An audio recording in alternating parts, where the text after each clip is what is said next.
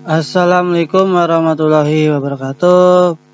Perkenalkan, nama saya Azam Sarul Koci. Di sini saya akan menjelaskan materi pertama yang berjudul atau bertema konsep dasar pengolahan pendidikan anak berkebutuhan khusus. Ya, yang pertama itu pengertian pengelolaan atau manajemen administrasi. Istilah pengelolaan sering diidentikan dengan istilah manajemen. Manajemen adalah suatu kemampuan dan keterampilan khusus untuk melakukan suatu kegiatan baik bersama orang lain atau melalui orang dalam mencapai tujuan organisasi. Hershey dan Blades menurut Stoner dalam sejarah memberikan arti pengelolaan sebagai berikut.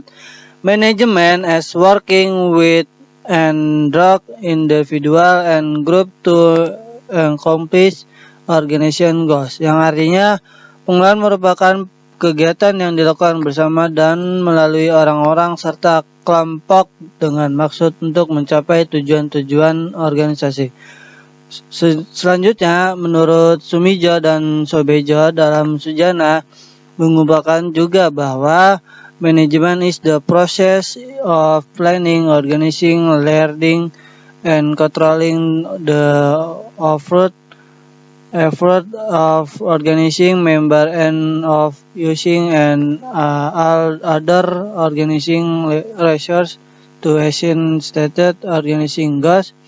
Kalau kita kaji dari kedua pengertian tersebut di atas, ternyata implementasi dari pengertian tersebut ialah manajemen merupakan serangkaian kegiatan perencanaan, pengorganisasian, menggerakkan, mengendalikan, dan mengembangkan secara inovatif terhadap segala upaya dalam mengatur dan memperdayagunakan sumber daya manusia, sarana dan prasarana secara efektif dan efisien untuk mencapai tujuan organisasi yang telah ditetapkan. B. Pengertian pendidikan. Batasan tentang pendidikan yang dibuat oleh para ahli beraneka ragam, dan kandungannya berbeda yang satu dengan satunya lain. Berbeda tersebut mungkin karena orientasinya, konsep dasar yang digunakan, aspek yang menjadi tekanan, atau karena filsafat yang melandasinya. Yang A. Pendidikan sebagai proses transportasi budaya atau transformasi budaya. Sebagai proses transformasi budaya, pendidikan diartikan sebagai kegiatan pewarisan budaya dari satu generasi ke generasi lainnya. Nilai-nilai budaya tersebut mengalami proses transformasi dari generasi tua ke generasi muda. Ada 3 bentuk transformasi, yaitu nilai-nilai yang masih cocok diteruskan, misalnya nilai-nilai kejujuran, rasa tanggung jawab, dan lain-lainnya. Yang kedua, pendidikan sebagai proses pembentukan pribadi. Sebagai proses pembentukan pribadi, pendidikan diartikan sebagai suatu kegiatan sistematis dan sistemik terarah kepada terbentuknya kepribadian peserta didik. Proses pembentukan pribadi melalui 2 sarana, yaitu pembentukan pribadi bagi mereka yang belum dewasa oleh mereka yang sudah dewasa, dan bagi mereka yang sudah dewasa atas usaha. C. Pendidikan sebagai proses penyiapan warga negara. Pendidikan sebagai persiapan warga negara diartikan sebagai suatu kegiatan yang terencana oleh membekali peserta didik agar menjadi warga negara yang baik. Yang D. Pendidikan sebagai penyiapan tenaga kerja. Pendidikan sebagai penyiapan tenaga kerja dia dapat diartikan sebagai kegiatan membimbing peserta didik sehingga memiliki bekal dasar untuk bekerja. Pembekalan dasar berupa pembentukan sikap, pengetahuan, dan keterampilan kerja pada calon iuran. Ini menjadi misi pentingnya dari pendidikan karena bekerja menjadi kebutuhan pokok dalam kehidupan manusia. Definisi pendidikan menurut GBHN 1988 memberikan batasan tentang pendidikan nasional sebagai berikut. Pendidikan nasional yang berakar pada kebudayaan bangsa Indonesia dan berdasarkan Pancasila secara Undang-Undang Dasar 1945 diarahkan untuk meningkatkan kecerdasan serta dapat memenuhi kebutuhan pembangunan nasional dan bertanggung jawab atas pembangunan bangsa. Yang kedua, tujuan dan proses pendidikan. Tujuan pendidikan. Tujuan pendidikan membuat gambaran tentang nilai-nilai yang baik, luhur, pantas, benar, dan indah untuk kehidupan. Pendidikan memiliki dua fungsi, yaitu memberikan arah kepada segenap kegiatan pendidikan dan merupakan sesuatu yang ingin dicapai oleh segenap kegiatan pendidikan. Yang B, proses pendidikan. Proses pendidikan merupakan kegiatan mobilitas segenap komponen pendidikan oleh pendidik terarah yang kepada pencapaian tujuan pendidikan. Kualitas proses pendidikan menggejala pada dua segi, yaitu kualitas komponen dan kualitas pengolahan. Pengolahan proses pendidikan meliputi ruang lingkup makro, meso, mikro. Adapun tujuan utama pengolahan proses pendidikan yaitu terjadinya proses belajar dan pengalaman belajar yang optimal. Materi kedua yang berjudul fungsi manajemen pendidikan atau pengelolaan pendidikan. Yang pertama itu pengertian manajemen pendidikan. Manajemen pendidikan dalam buku Arah Hidayat dan Imam Makli adalah gabungan dua kata yang mempunyai satu makna, yaitu manajemen dan pendidikan. Secara sederhana, manajemen pendidikan dapat diartikan sebagai manajemen yang dipraktikkan dalam dunia pendidikan dengan spesifikasi dan ciri-ciri khas yang ada dalam pendidikan. Manajemen pendidikan pada dasarnya adalah alat-alat yang diperlukan dalam usaha mencapai tujuan pendidikan. Unsur manajemen dalam pendidikan merupakan penerapan prinsip-prinsip manajemen dalam bidang pendidikan.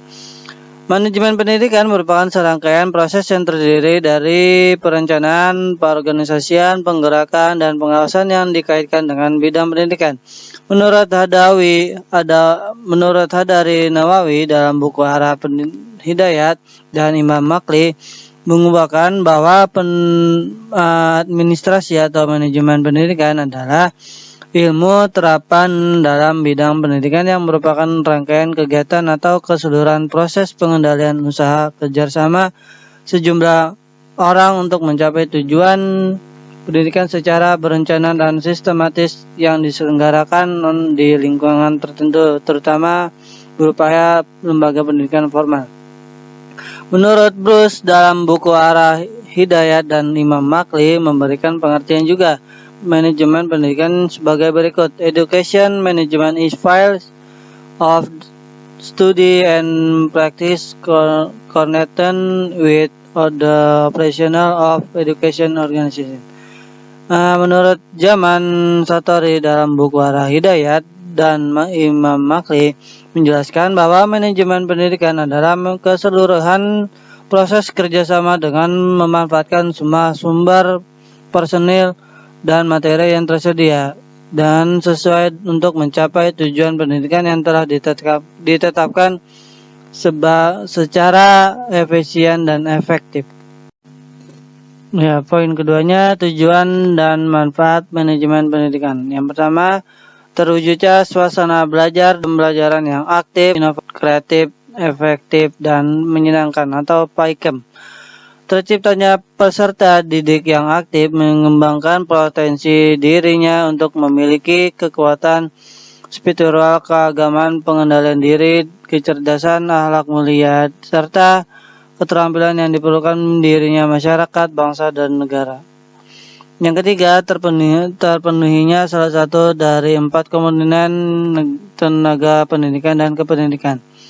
Yang keempat, terunjaknya komponen profesional sebagai pendidikan dan tenaga kependidikan sebagai manajemen atau manajer. Yang kelima, tercapainya pendidikan secara efektif dan efisien. Yang keenam, terbekalinya tenaga kependidikan dengan keterorientasi tentang proses dan tugas administrasi pendidikan atau terunjangnya profesi sebagai manajemen atau konsultan manajemen pendidikan. Yang ketiga, fungsi-fungsi manajemen pendidikan. Para tokoh manajemen berbeda pendapat dalam mengemukakan fungsi-fungsi atau bagian apa saja yang harus ada dalam manajemen. Selain itu, istilah yang dapat digunakan juga berbeda-beda.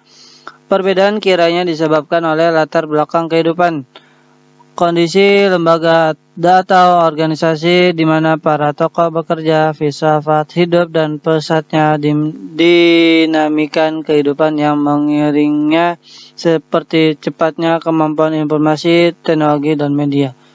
Namun demikian, secara umum perbedaan-perbedaan tersebut mempunyai titik temu dalam menyebutkan fungsi-fungsi manajemen tersebut, yaitu yang pertama perencanaan, perorganisasian, penggerakan, dan pengawasan.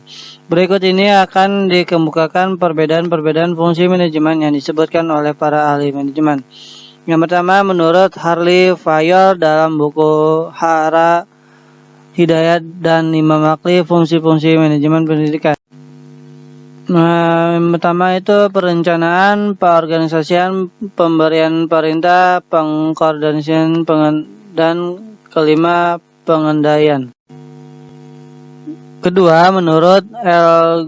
Gulick dalam buku Arah Hidayat dan Imam Laki, fungsi-fungsi manajemen meliputi yang pertama, perencanaan, perorganisasian, penyusunan kerja, pengarahan,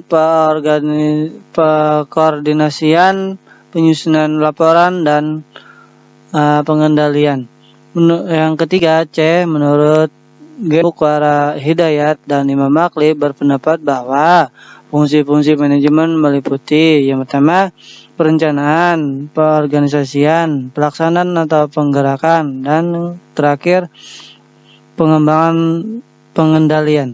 Fungsi-fungsi manajemen yang dirumuskan oleh para tokoh manajemen tersebut di atas terdapat persamaan dan perbedaannya.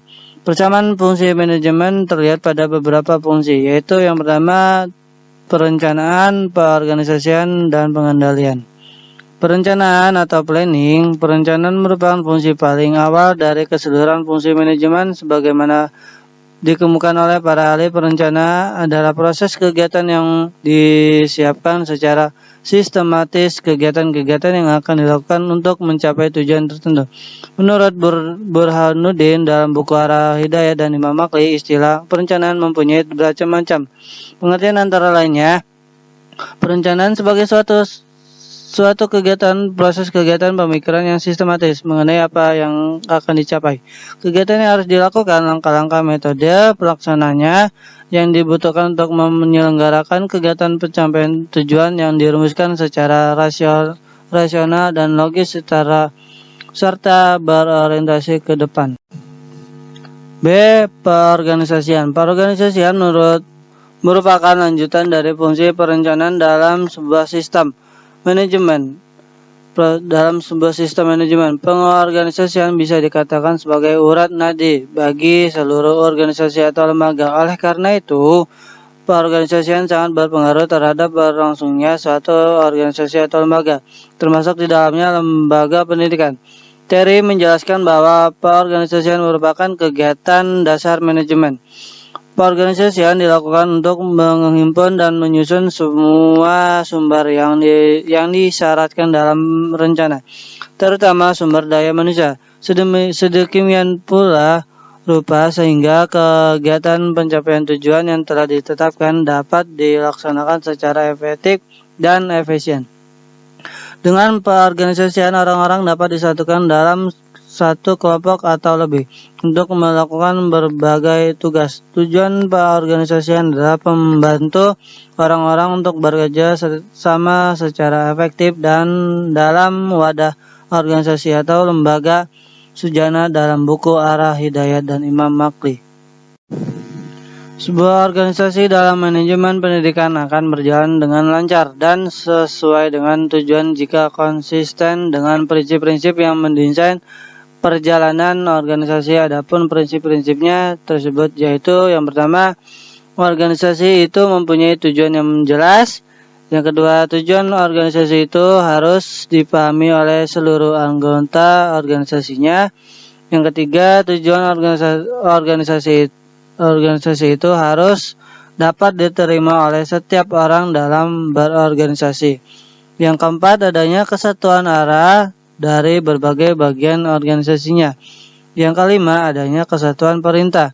Yang keenam, adanya keseimbangan antara wewenang dan tanggung jawab seorang dalam melaksanakan tugasnya. Yang ketujuh, adanya pembagian tugas yang jelas. Yang kedelapan, struktur organisasi harus disusun sederhana mungkin. Yang terakhir, ada balasan yang tertimpal atau setimpal untuk diberikan kepada setiap anggota organisasinya.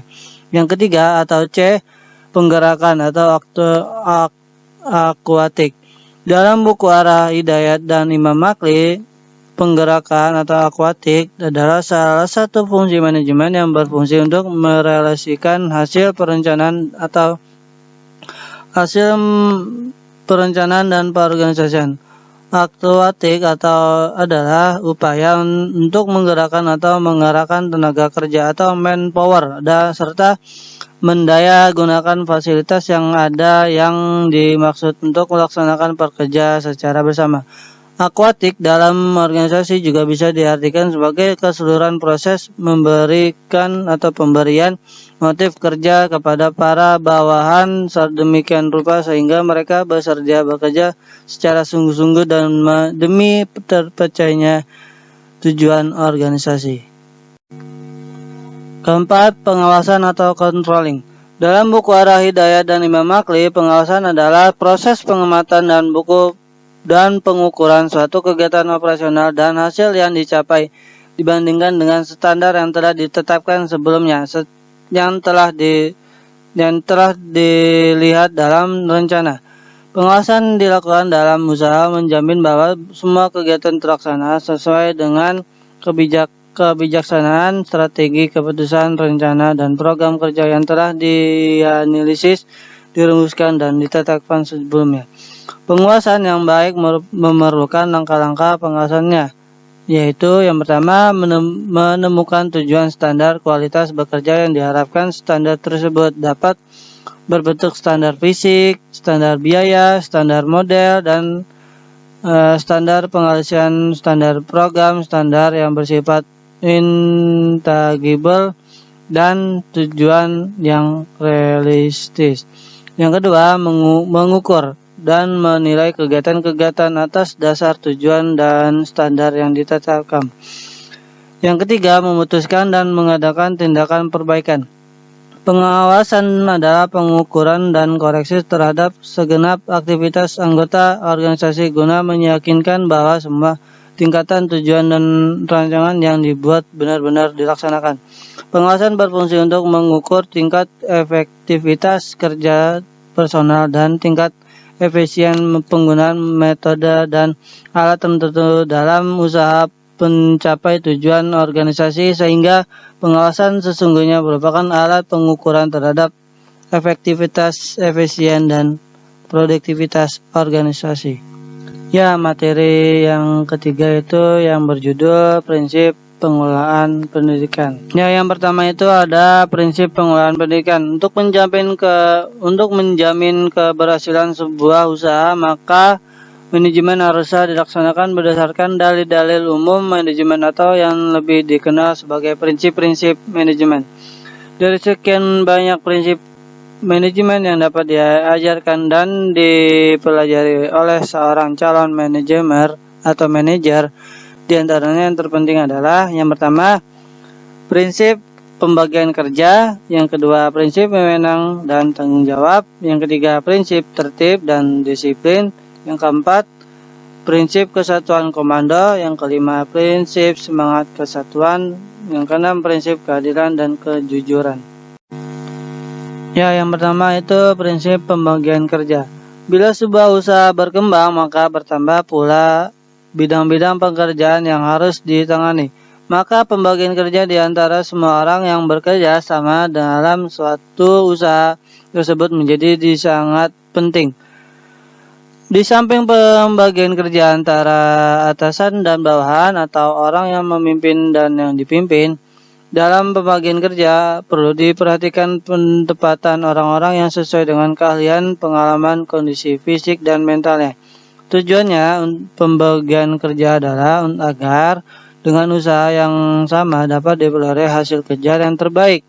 Pembagian kerja dapat membantu pemusatan tujuan, di samping juga merupakan alat terbaik untuk memanfaatkan individu-individu dan kelompok yang orang sesuai dengan bidang keahliannya masing-masing. Yang kedua, prinsip wewenang dan tanggung jawab.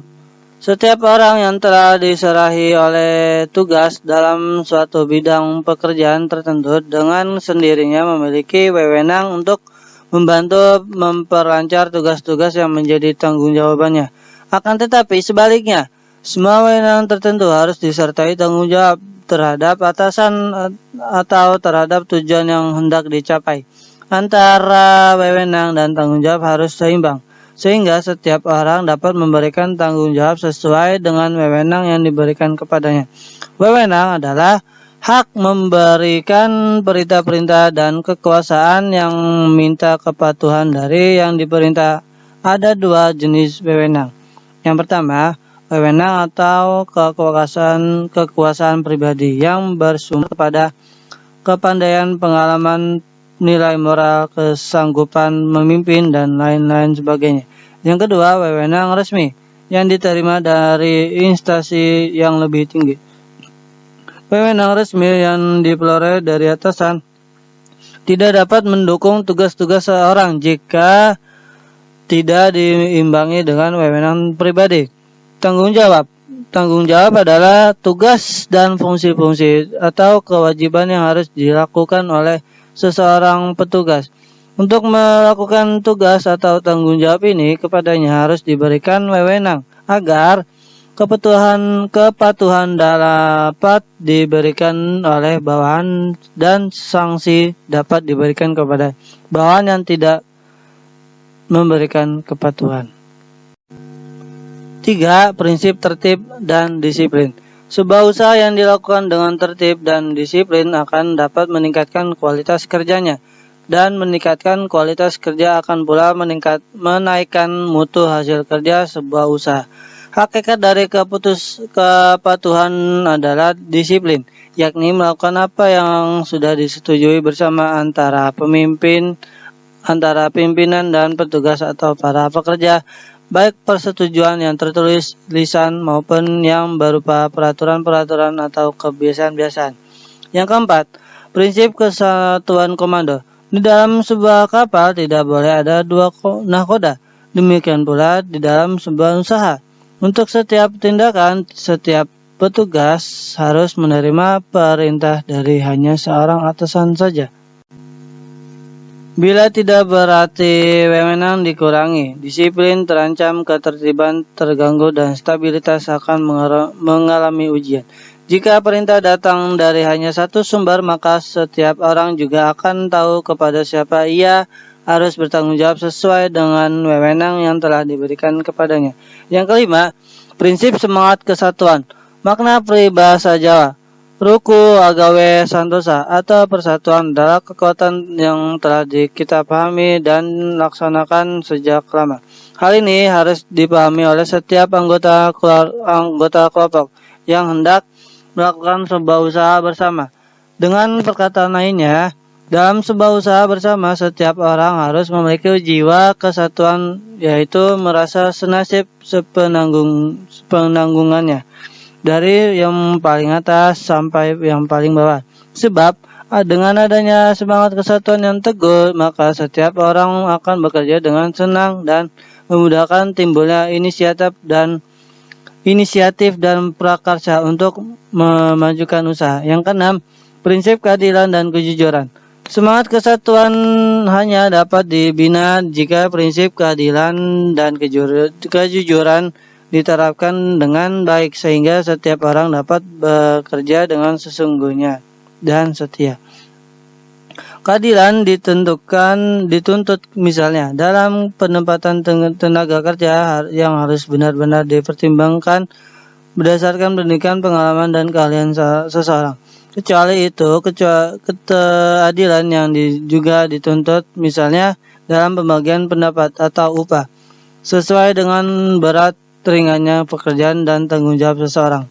Kejujuran dituntut agar masing-masing orang bekerja pertama-tama untuk kepentingan bersama dari usaha yang dilakukan dan bukan mendalui kepentingan pendidikan.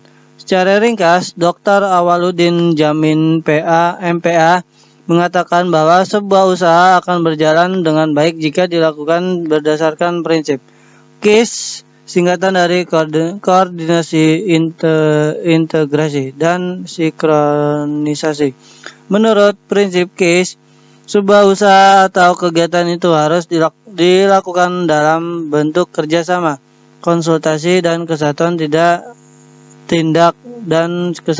tindak antara bagian-bagian, baik secara horizontal maupun secara vertikal, dan bersifat menyeluruh untuk mencapai keselarasan, kebulatan, dan efisien. B. Urgensi pengelolaan pendidikan. Kepekaan melihat kondisi global yang bergulir dan peluang masa depan menjadi modal utama untuk mengadakan perubahan paradigma dalam manajemen pendidikan. Modal ini akan dapat menjadi pihak yang kuat untuk mengembangkan pendidikan.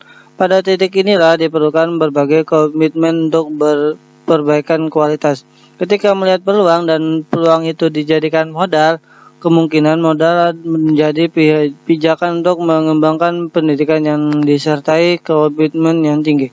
Maka secara otomatis akan terjadi sebuah efek domino atau positif dalam pengelolaan organisasi, strategi SDM, pendidikan dan pengajaran, biaya, serta marketing pendidikan.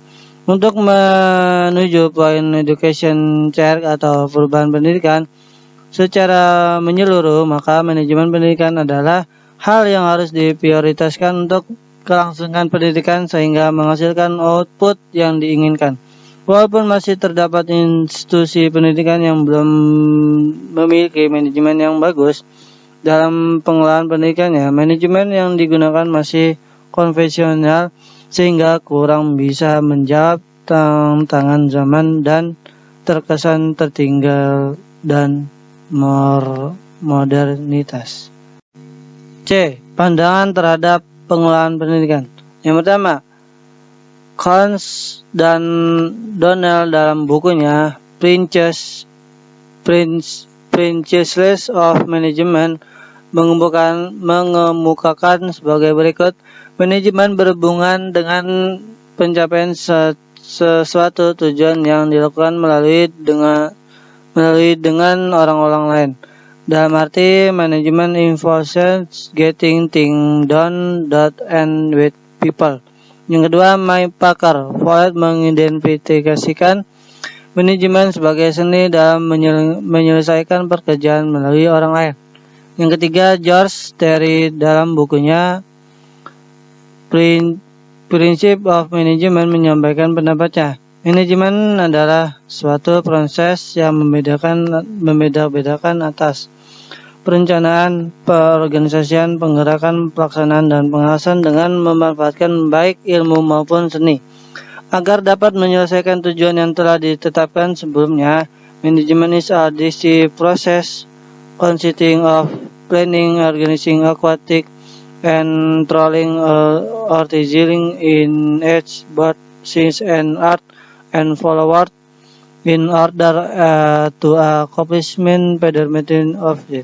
Yang keempat, James Stoner dalam bukunya Manajemen mengemukakan manajemen adalah proses perencanaan, pengorganisasian, pengarahan, dan pengawasan usaha-usaha para anggota organisasi dan penggunaan sumber daya organisasi lainnya agar mencapai tujuan yang telah ditetapkan. Ya, materi keempat itu yang berjudul Teknik Analisis Manajemen. A. Tujuan pembelajaran. Melalui kegiatan curah pendapat, diskusi kelompok, menyelesaikan studi kasus, dan presentasi saudara dapat yang pertama menyelesaikan kondisi sekolah menggunakan teknik SWOT dengan kreatif dan tanggung jawab. Yang kedua, menyusun strategi WO, ST, WT, dan SO berdasarkan hasil analisis SWOT yang benar.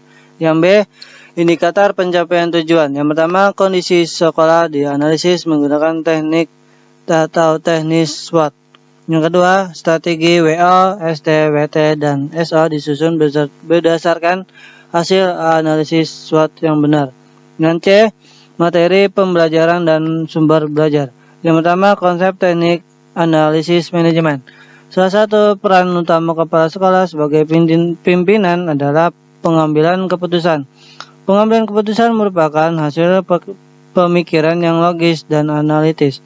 Hal pemikiran logis yakni berdasarkan fakta, data, dan informasi yang lengkap, sedangkan hasil pemikiran analitis yakni berdasarkan informasi yang lengkap, komprehensi, dasar perumusan tujuan yang rasional, dan penyusunan strategi, program, dan kegiatan yang dapat dilakukan. Analisis lingkungan yang komprehensif menuntut kemampuan setiap pimpinan organisasi terhadap kepala sekolah untuk memiliki kompetensi teknik analisis manajemen secara ilmiah.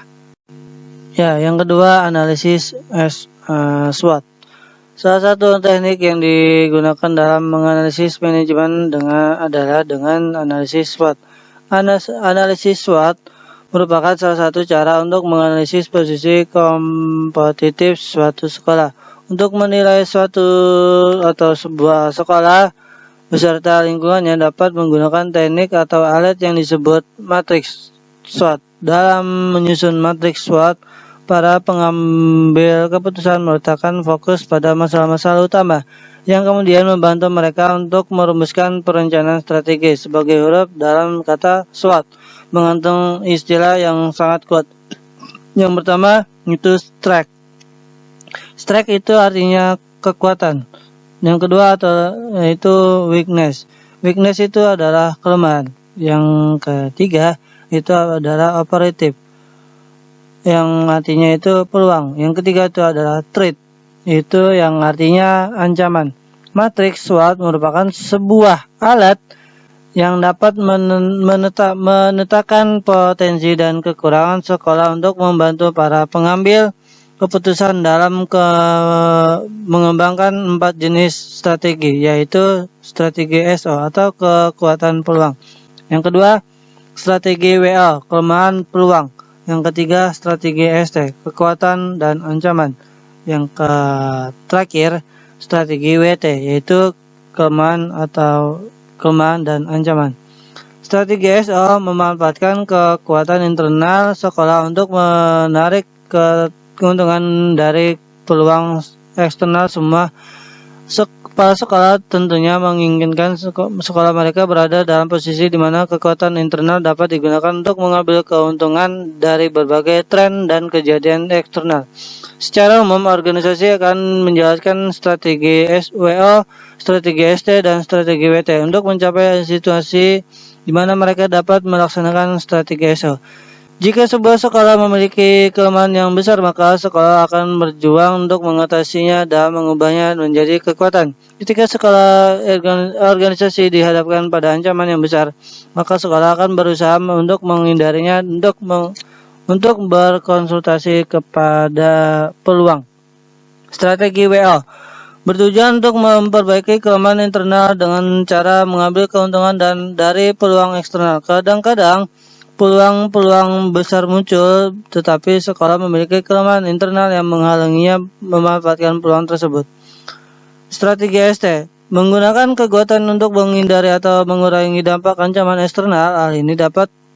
Hal ini bukan berarti bahwa suatu sekolah yang harus selalu menghadapi ancaman secara berlangsung dari dalam lingkungan eksternal.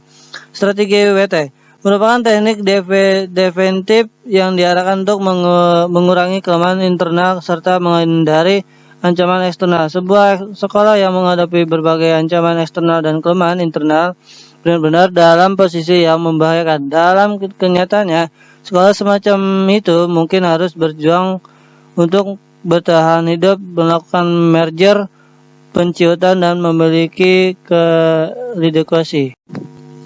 Ya, di sini ada salah satu contoh analisis SWOT.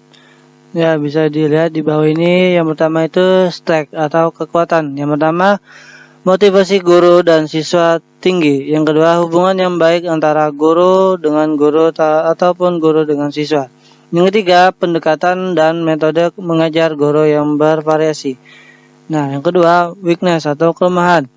Yang pertama, rekrutmen guru dan staf yang terkadang tidak sesuai dengan kebutuhan dan syarat dengan unsur kekeluargaan. Yang kedua, sebagian besar tenaga guru masih berstatus honorer dan mengajar di tempat lain. Yang ketiga, opportunity atau peluang.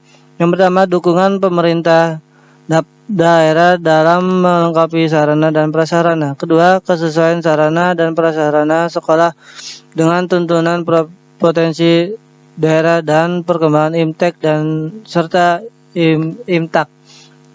Yang ketiga, masyarakat mengharapkan setelah selesai dari sekolah ini diharapkan dapat melanjutkan ke jenjang yang lebih tinggi dan berkualitas. Yang keempat, adanya bantuan sponsor guna mengembangkan sekolahnya.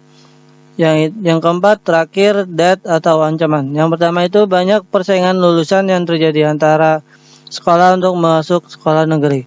Yang kedua, belum ada guru khusus mengajar TIK di sekolah ini yang menjadi kemampuan dalam bersaing dengan sekolah lainnya akan sulit. Ya, yang materi kelima itu yang menjelaskan judulnya menjelaskan perumusan visi, misi, sarana dan tujuan. Ya, yang pertama itu kita akan menjelaskan hakikat visi, misi, sarana dan tujuan. Yang di sini yang pertama itu ada pengertian visi. Gambaran tentang masa depan atau future yang realistis dan ingin diwujudkan dalam kurun waktu tertentu. Visi adalah pernyataan yang diucapkan atau yang ditulis hari ini, yang merupakan proses manajemen saat ini yang menjangkau masa yang akan datang. Haks dan Majluk dalam Makdon menyatakan bahwa visi adalah pernyataan yang merupakan sarana untuk yang pertama mengkomunikasikan alasan keberadaan organisasi dalam arti tujuan dan tugas pokok.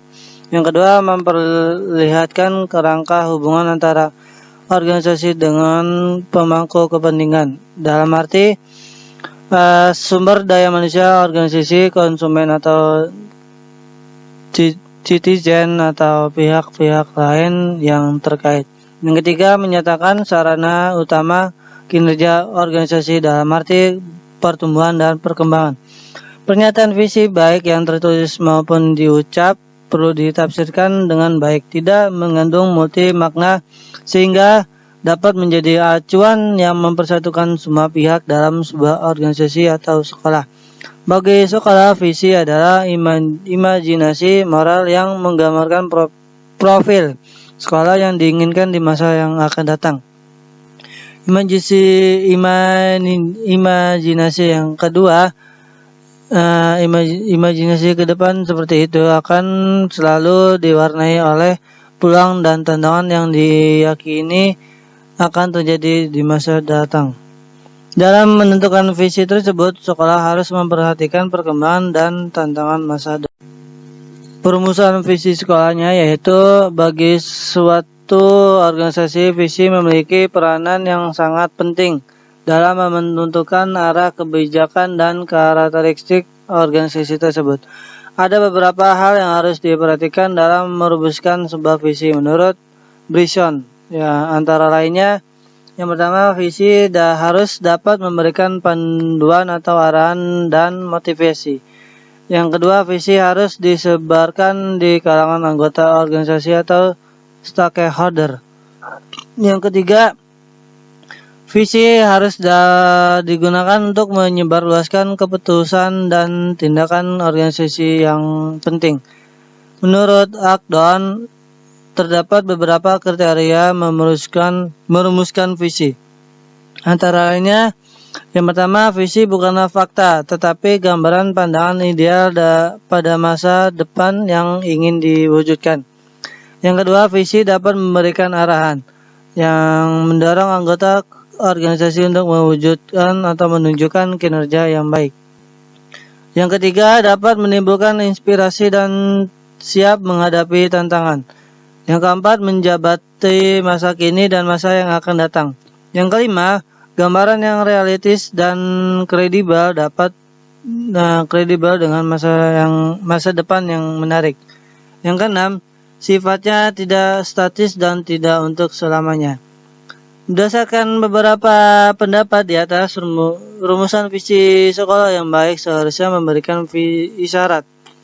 Yang pertama, visi sekolah berorientasi ke masa depan untuk menjangka waktu yang lama. Yang kedua, menunjukkan keyakinan masa depan yang jauh lebih baik dan sesuai dengan norma dan harapan masyarakat.